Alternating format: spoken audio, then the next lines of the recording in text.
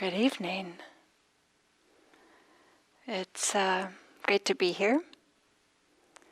For those of you who don't know me, I'm Diana Clark, and it's a great pleasure to be able to sit together and do a little bit of teaching, explore some topics together.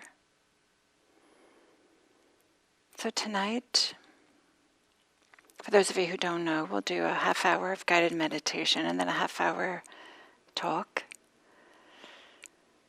So to begin with the guided meditation, just take an alert, upright posture.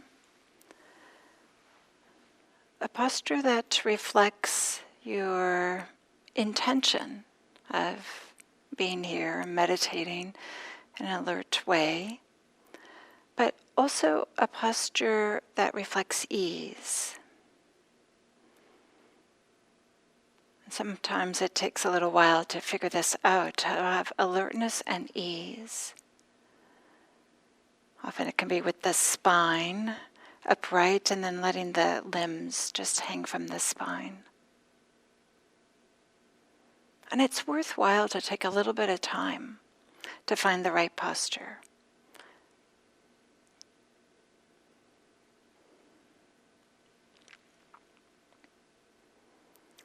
And then let's begin by taking a few long, slow, deep breaths.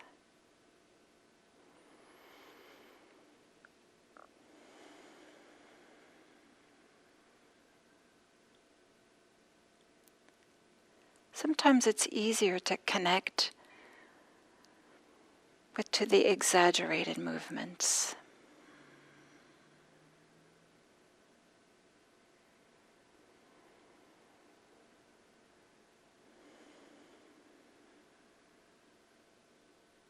And it might be with a little bit of the exaggerated breaths that with the exhale there's a certain amount of letting go or relaxation happening. And then allowing the breath to return to normal.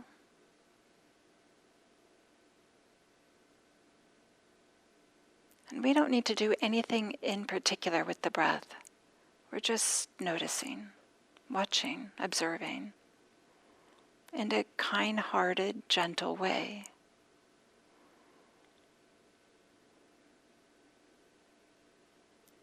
So you can just rest your awareness on the sensations of breathing. That is, the movement of the chest or the movement of the abdomen, or maybe the feeling of air going in and out of the nose.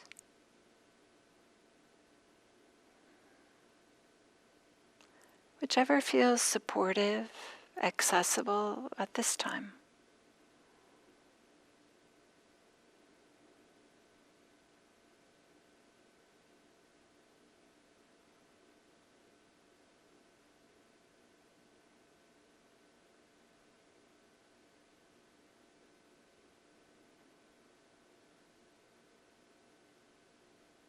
Nothing in particular needs to be happening. We're just very simply, gently noticing the sensations of breathing.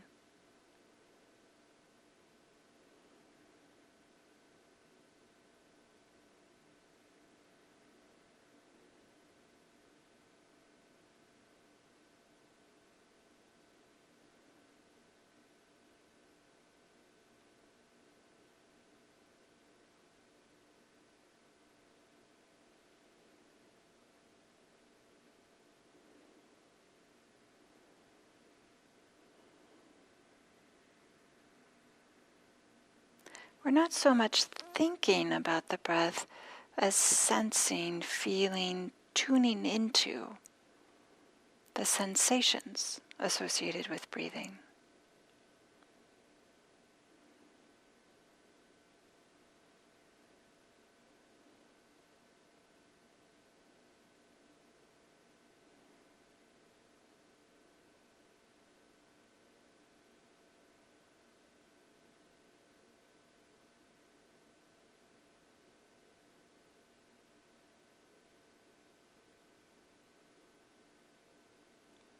does it feel like to have an in-breath?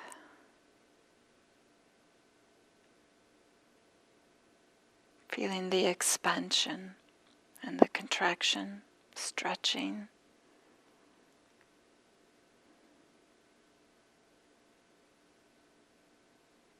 Or maybe if you're paying attention to the feeling of air going in and out through the nose, might be a sense of coolness.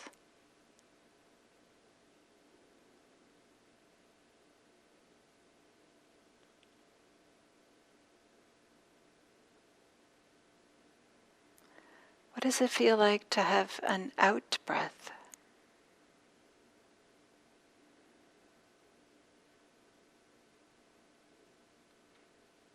What does exhaling feel like?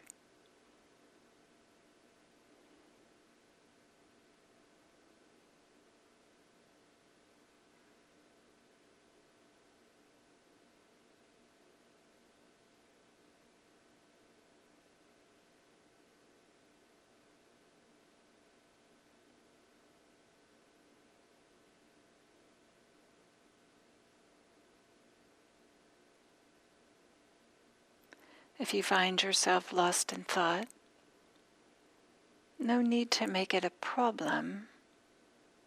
Just very simply, gently begin again.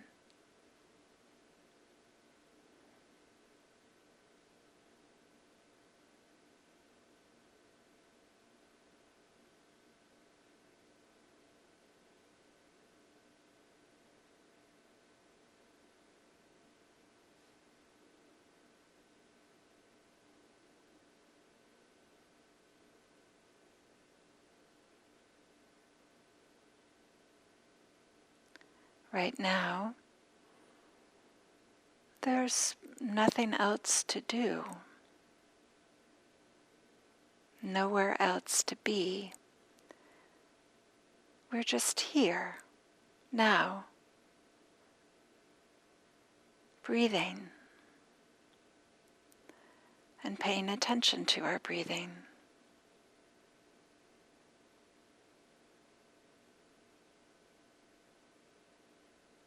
In a relaxed, easy way,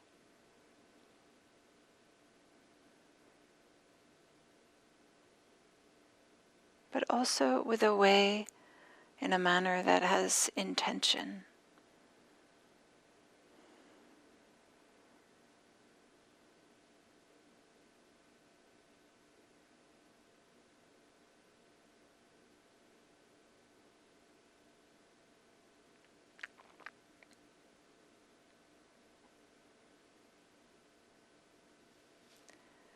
And then we can expand our awareness, maybe stretch our awareness in some kind of way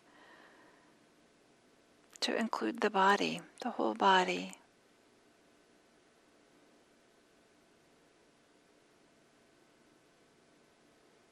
This is less about making something happening and more just about allowing the awareness to get bigger, to include the body that is breathing.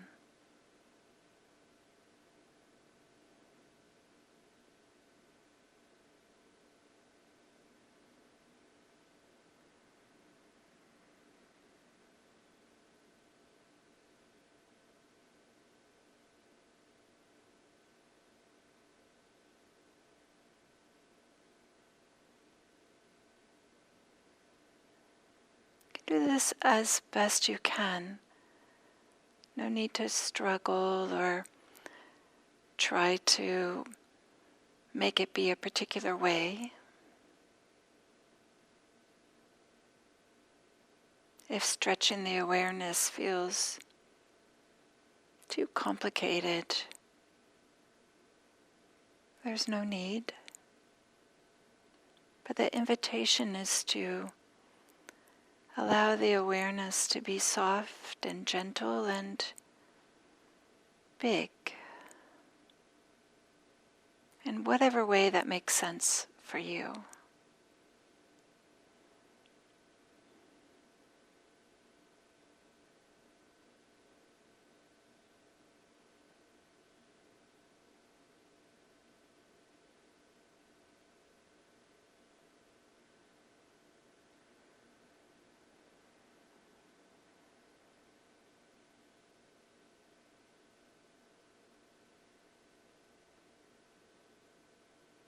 again, if you find yourself doing a lot of thinking, just very simply, gently begin again.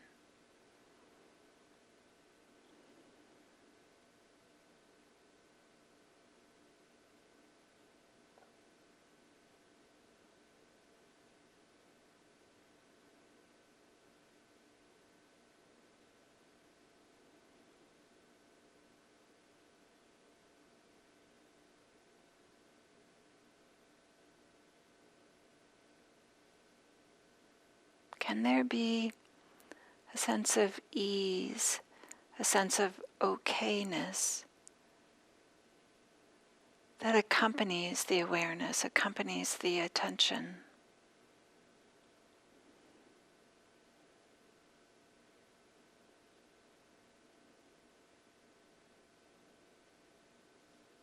The attitude in which we are paying attention. Can there be some openness, spaciousness? And yet, not too casual, still with intention, but with gentleness.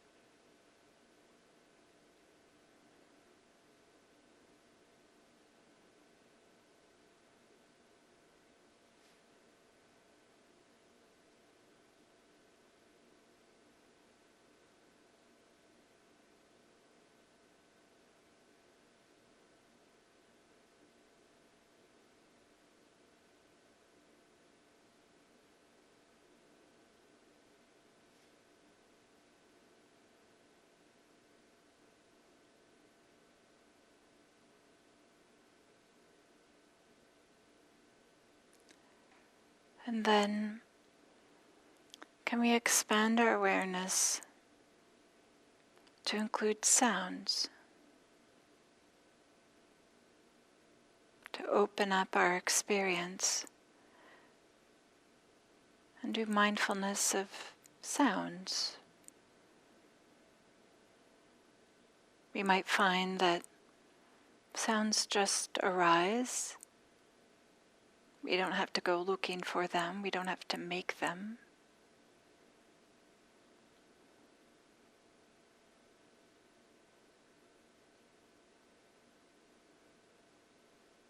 And in the same way, can there be a gentle openness that allows sounds to arise and pass away?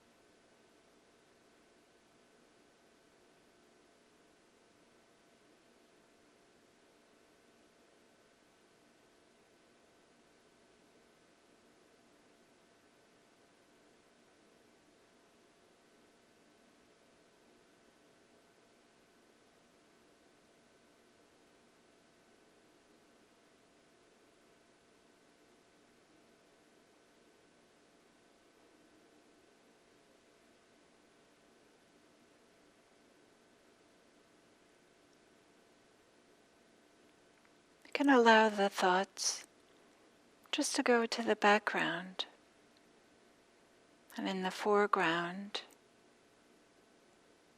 are sounds.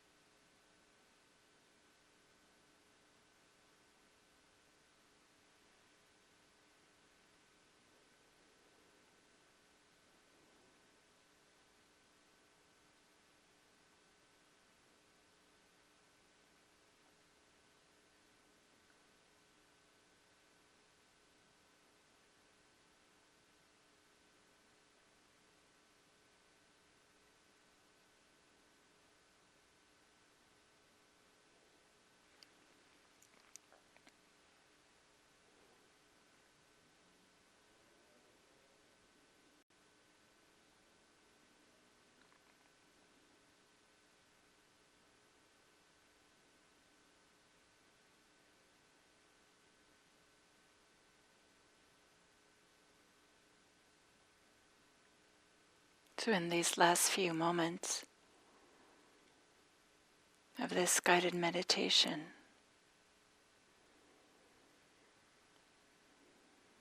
bring to mind a sense of appreciation that you took the time to meditate. It's a way to care for yourself.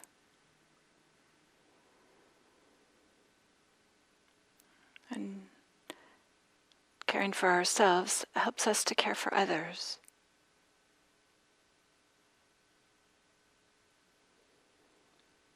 And in some way, meditating can help us fill up our inner fuel tank in some kind of way, so that we have the energy, we have the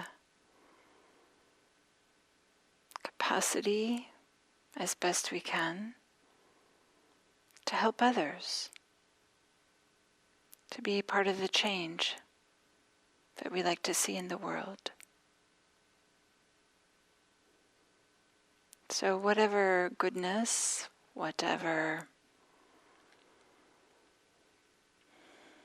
benefits has arisen by our practicing here, may it support you, and importantly, may it also be for the benefit of all beings everywhere.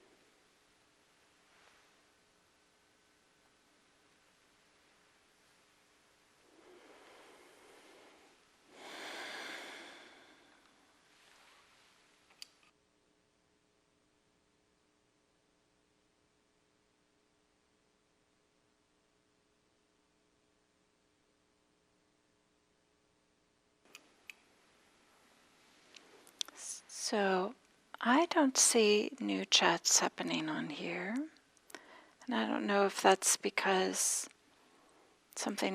nobody's adding chats, or if I'm having some difficulty here. I'd like to say hi to Jim Podolsky, that you were the Monday night manager for how many years? So many years, and it's so wonderful to see you here. Okay, well,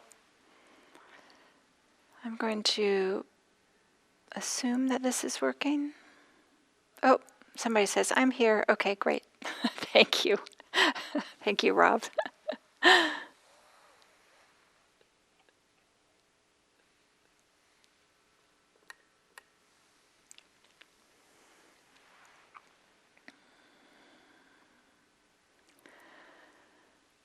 So maybe I would like to say this, something here at the beginning, to express my solidarity with Black Lives Matter. And to also say that I'm finding my way with this, what to share and how to talk about it in a way that's helpful and supportive. And one thing that I'll share now is that I'm discovering, I think probably as all of us know, that deep listening is an integral part of, for all of us to find our way. To listen deeply, not just in some casual, offhand way, but to listen in a way that help support our finding a way forward. Because when we hear the news, there's this natural idea of what can I do? What can I do that can make a difference? And this is one thing we can do. We can listen deeply to others, and we can listen deeply to ourselves. So what do I mean by this idea of listening deeply? So listening, we could make this distinction that listening is a little bit different than hearing. Whereas listening is more of an active, deliberate activity, something that we like cock your ear towards in some kind of way. Whereas hearing doesn't require any effort. It just happens. In fact, I don't even know if it's possible to not hear, provided we have working ears. So this distinction between hearing and listening. Hearing is just the sounds mechanically, I guess, hitting our ears. Whereas listening more is an intentional activity, something that we are turning towards or placing our attention on. And noticing the difference between these two activities, between hearing and listening, can be a great support, not only for deep listening, which I'm going to talk about, but also just to get some awareness or some familiarity with the different ways attention works. How there might be just a more of a receptive way if we're just hearing, and then there can be more of a focused way that we're listening. And of course, we just go back and forth naturally without any effort. But just to notice that our attention has a number of different modes in which it works, and noticing the distinction between hearing and listening, which is similar to the distinction between seeing and looking. I think the physical parts, right, are still the same, all the same, between hearing and listening and seeing and looking, but it's what the mind is doing. It's how we're using attention. And so having this distinction between hearing and listening allows us to choose one over the other. And deep listening is a way that we can show up for others, can listen in a way that shows respect and that shows care, so that others feel seen and heard. I think we all have this experience of somebody who's not really paying attention to us. Maybe we're on the phone and they're preoccupied doing something. We don't know what they're doing, but maybe they just respond with a little, yeah, on occasion. And contrast that when we feel like somebody just kind of really is paying attention to us, is looking at us directly. And we feel like, oh, okay, this person's really paying attention. It's a very different experience. So to listen deeply is to allow others to have that experience of really being heard, or maybe even also being seen, as the case may be if you're doing it in person.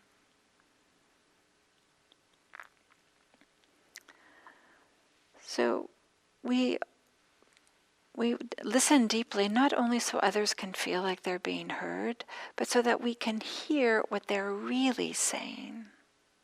Of course, there's the part of hearing what the actual words are, but also to hear what is not being said, what's in between the lines, what is underneath what's being said, and importantly, what's not being said.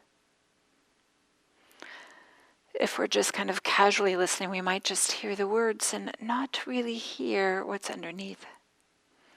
Of course, there's this stereotypical thing that somebody might say, and where we're not hearing what's underneath, somebody might say, "Do I look okay wearing these clothes?"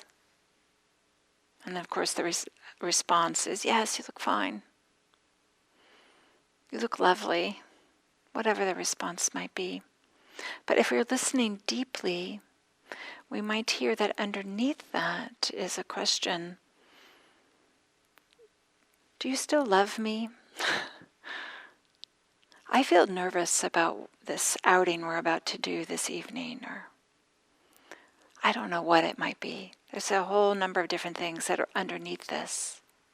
But to listen deeply is to hear part of what we what we think is being underneath there. We might not know until we engage or listen a little more fully. But to listen deeply is to hear what's being said in addition to just the words. And maybe to engage the person from that place. So to have an openness, an inquiry, a gentle inquiry question of what are the needs that are being expressed by this person, so that we might understand them better, and so that we might be able to show up for what's for them better, and to show up in a way that is really can be supportive and helpful, and not only for that individual but for our relationship, even if it's just a casual relationship. Not that we have to, have deep, intimate relationships with everybody we meet, but we can treat everybody with respect, and to be able to hear what they're really saying. So some of the qualities of deep listening is to be generous. That is, giving people the benefit of the doubt. If we're not quite understanding, or sometimes we hear people that say they maybe mix words. They say the word red when they were just earlier talking about something, they were making the distinction between red and blue, and we just give them the benefit of the doubt. Oh, they probably meant the blue one when they were talking about the red one. That's a silly example, but to give them the benefit of the doubt, and to be generous in our assumptions about what we think are the needs that are being underneath what they're saying,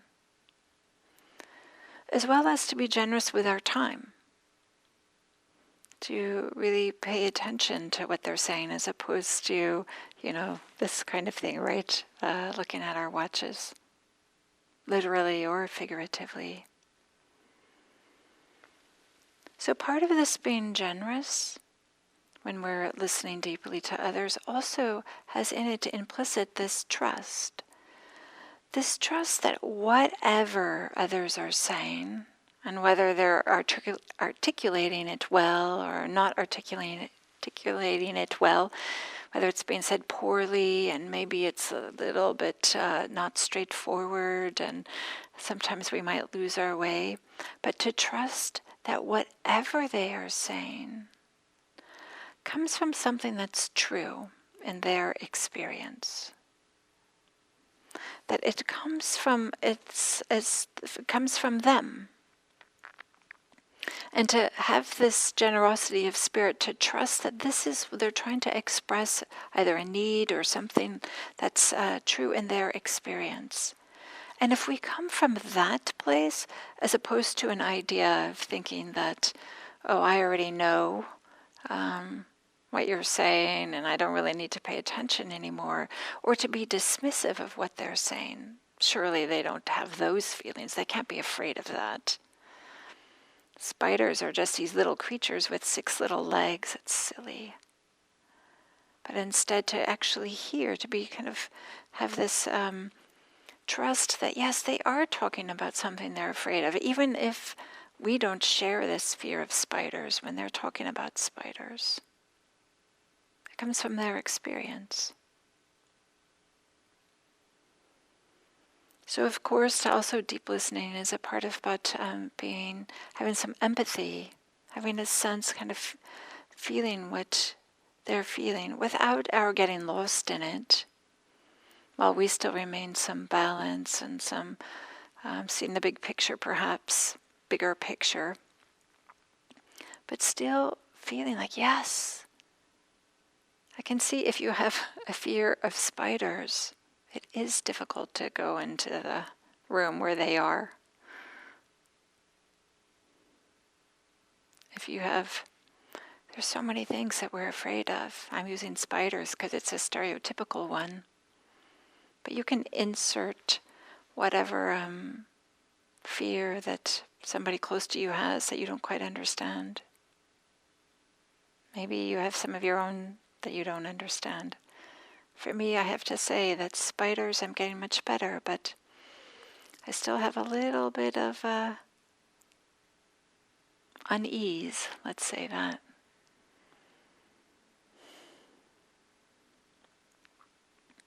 So without getting overwhelmed, without getting out of balance, can we have some empathy for what others are expressing, what they're sharing? Even if for us it doesn't seem like the same level of concern as they're expressing to us. So in this way we can create a sense of safety for them and to allow them to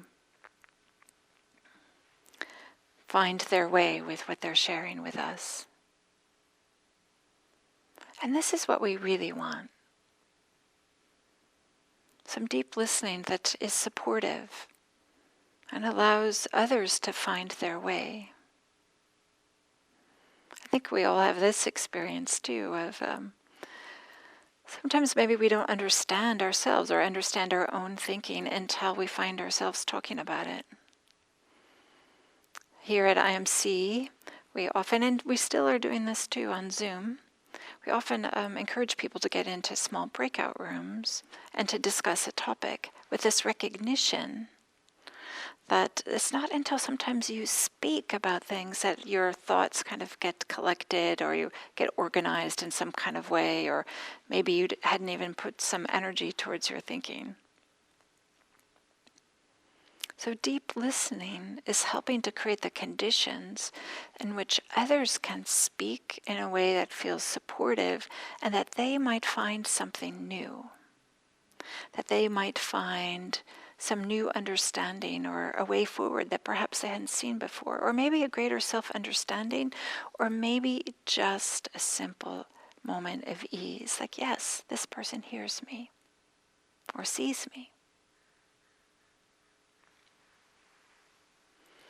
So part of deep listening can be to ask honest questions. So what do I mean by honest questions? These are questions where you really don't know the answer.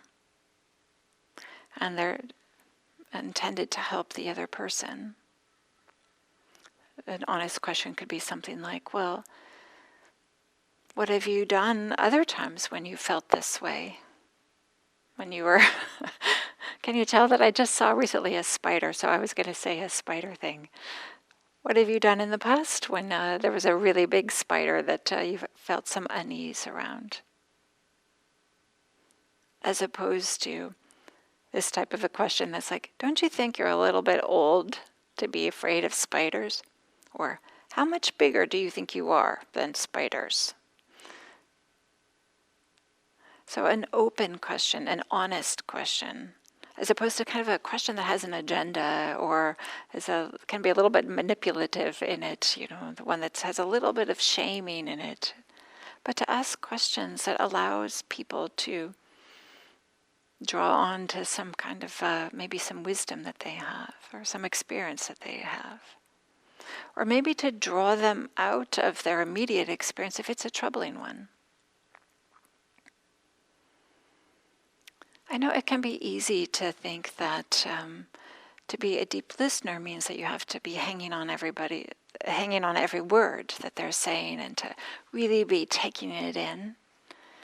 And I wish I remember where I read this. But I read this article that was about listening, and they had this great analogy. They said that instead of this idea that you have to be a great sponge, you have to absorb whatever the other person is saying, it's better to be a trampoline. That is, to be a place where somebody could bounce ideas off of, where they feel safe to explore some new things or some new thinking if they want to. And in such a way, just like a trampoline kind of allows somebody to bounce, but then you can jump higher when you're with a trampoline. So maybe it allows the other person, if you're a deep listener, allows the other person to reach new heights, so to speak, or to try new things that you can't do when you're not on a trampoline. Maybe do some flips. But I like this idea of being a trampoline because it's also not so passive. Of course, right, we have a whole range of conversations. So some of them are just the person who's delivering our food or our groceries, or if we're doing some shopping, the person that's handing us our goods or that we're interacting with.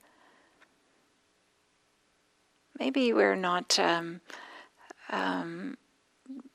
having all these different aspects of deep listening to them. Or maybe we're just listening to what we hear somebody on the TV say, somebody in the news, or maybe an interview with somebody. Or maybe we have one of our partners or a family member, somebody that we care about. Or we have a whole different range of conversations and different ways in which we can show up with our listening. But that's part of what deep listening is about. It's about being present and cluing into what's appropriate. What's appropriate for that whatever interaction that we're having. As opposed to having this automatic response for everybody. Maybe for some conversations it's appropriate that we're saying, "How are you?" "Fine." Maybe it's in that interaction, the person that was asking us that what was indicating that this was just a social nicety and it wasn't a real conversation. But maybe are times when people are asking, or we're asking, and there's a sense of care, of really wanting to know. So to listen when people are asking us, "How are you?" For us to know what's the type of conversation that's appropriate here, as well as for us to listen to ourselves. What kind of a conversation is appropriate for us right now?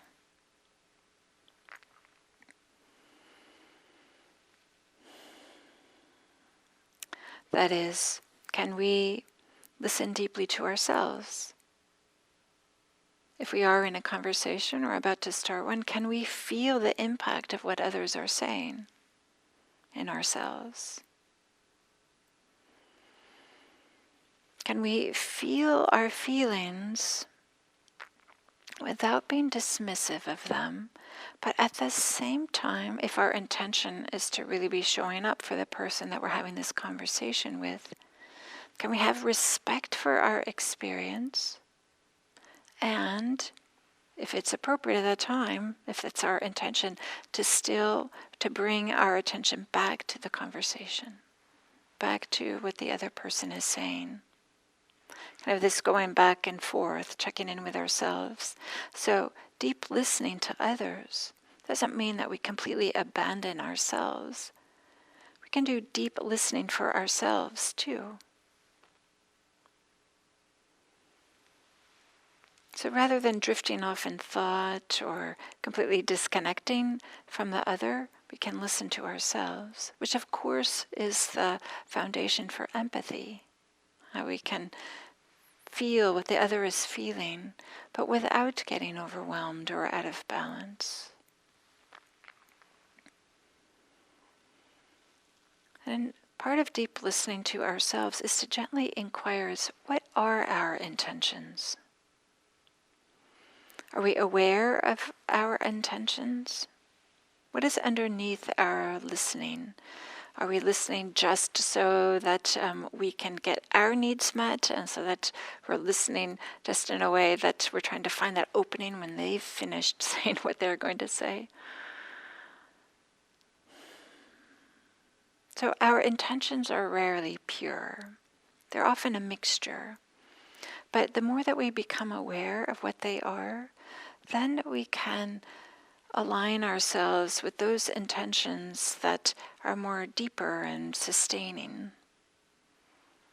as opposed to falling prey to just our conditioning. Part of all of us have this conditioning of wanting to be right, wanting to get our way, wanting to be viewed positively, wanting to remain comfortable.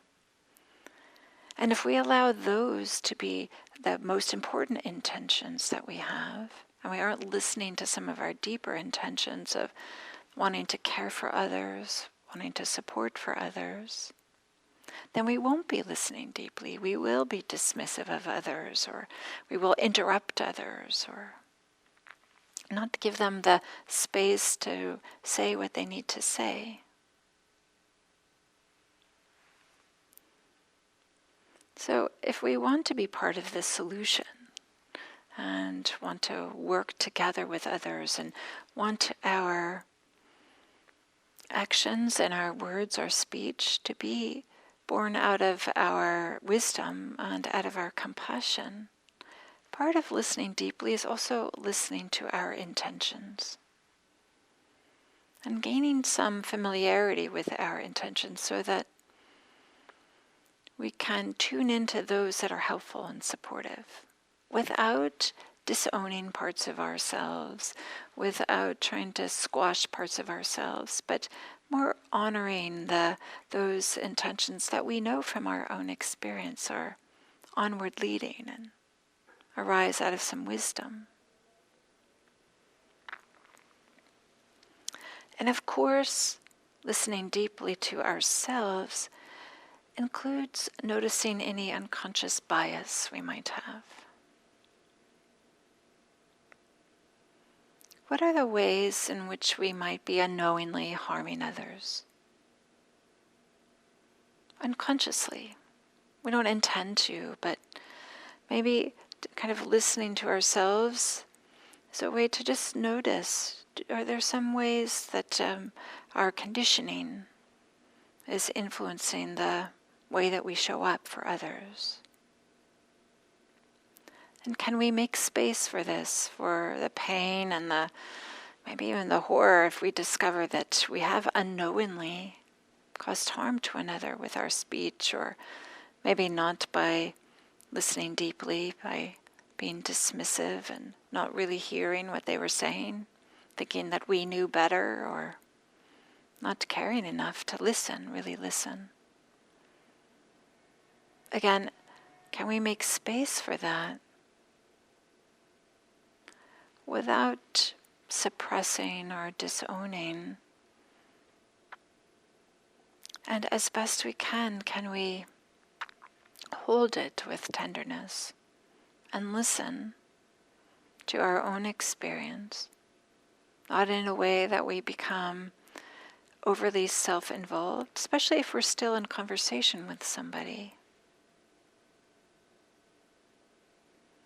But part of listening deeply is to listen to others and to listen to ourselves, including some of these painful things.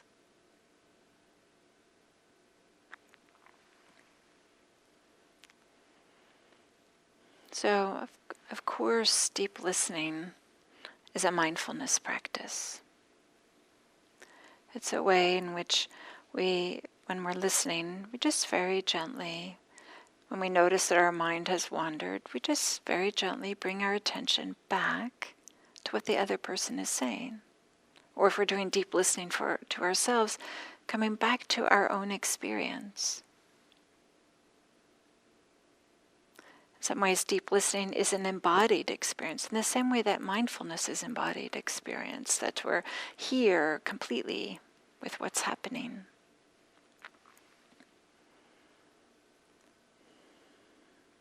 So just in the same way that mindfulness practice can help us with listening practice, so practicing listening is a way that can support our mindfulness practice too. Really being present for what other people are saying, their words as well as what's not being said. As well as when we're in conversations to intentionally choose when to speak and when to listen. This is another way in which there's mindfulness, is to be present for our conversations and to not just follow our habits and to more speaking, or to notice if we have this compulsion to want to interrupt. It's a great mindfulness practice to be really choose to when we're going to speak, and to allow some space. Maybe there's some moments, a little bit of silence. Allow everybody in the conversation to check in with themselves.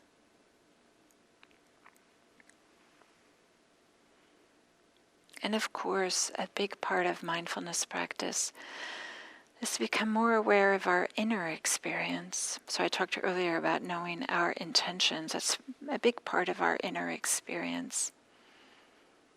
But mindfulness practice is also about learning our thoughts and learning our emotional life.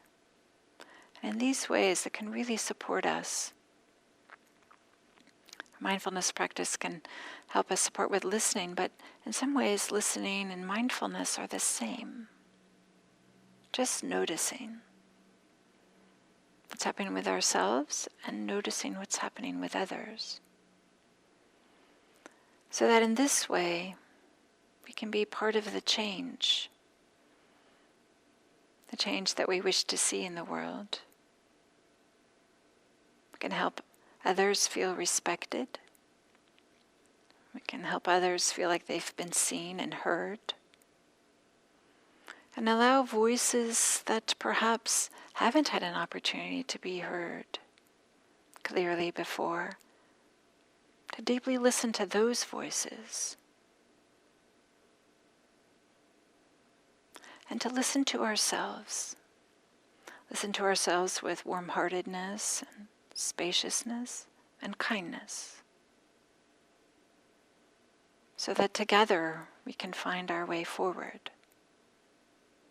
So together we can end the oppression and these terrible, terrible injustices that are happening. So may our practice together support all beings without exception. Thank you.